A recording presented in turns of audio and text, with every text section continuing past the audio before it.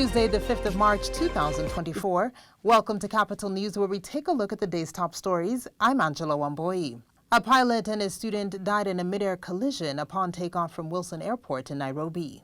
The accident that occurred on Tuesday morning involved a SafariLink aircraft that was destined for Diani in the Kenyan coast and a Cessna aircraft that was on a training mission. SafariLink Airline confirmed the incident, saying that all passengers and crew on board escaped unhurt. The Kenya Civil Aviation Authority said it had launched an investigation into the incident that occurred at 9:45 a.m. Health Cabinet Secretary Susan Nakhumicha is appealing to health unions to be patient and call off their intended strike to give dialogue a chance. This is after the Kenya Medical Practitioners, Pharmacists and Dentists Union, the Kenya Union of Clinical Officers, and the Kenya National Union of Nurses yesterday issued a notice of a nationwide strike over intern postings and postgraduate fee payments. Nakhumicha assured that discussions with the union officials are ongoing to resolve the matter. She acknowledged the delay and assured that efforts are underway to address the concerns raised by doctors.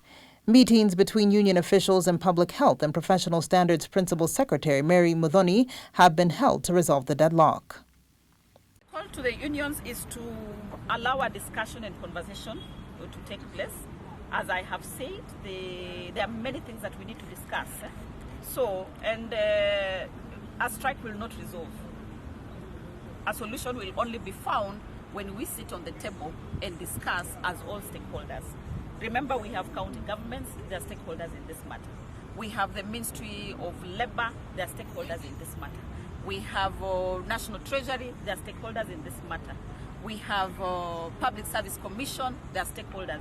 We have Salary and Remuneration Commission, they are stakeholders. Ministry of Health is just but a very small stakeholder in this matter. We have even the Ministry of Education, because they are the ones who are with these interns during the training.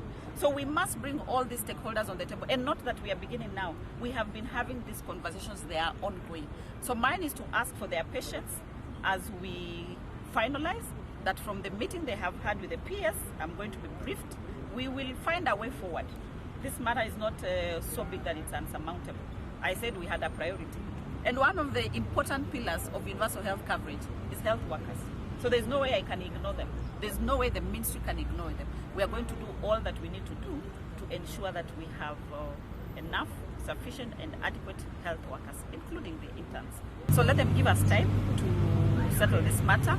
I know they are anxious about the posting, but once we resolve the outstanding issues, once we bring everybody on the table to discuss, and there's already progress, we will be able to communicate to them before the time that they have given us. We'll be able to communicate to them a solution that they will have been part of formulating. President William Ruto has affirmed that the East African community leaders have agreed to sponsor Azimio leader Raila Odinga as the candidate for the AU Commission chairmanship post. The head of state revealed that various heads of state hailing from the East African community held consultative meetings and all agreed to endorse Odinga's bid for the AU top job. The government on Monday announced that it will be actively campaigning for the Azimio la Umoja One Kenya coalition's Raila Odinga, who is seeking to replace Musa Faki at the helm of the African Union Commission early next year. And finally, the State Department of Immigration has intensified efforts to clear the backlog of passport applications being witnessed due to an increase in demand. Principal Secretary Julius Bitok stated that so far over 58,000 are yet to be collected from various immigration offices across the country.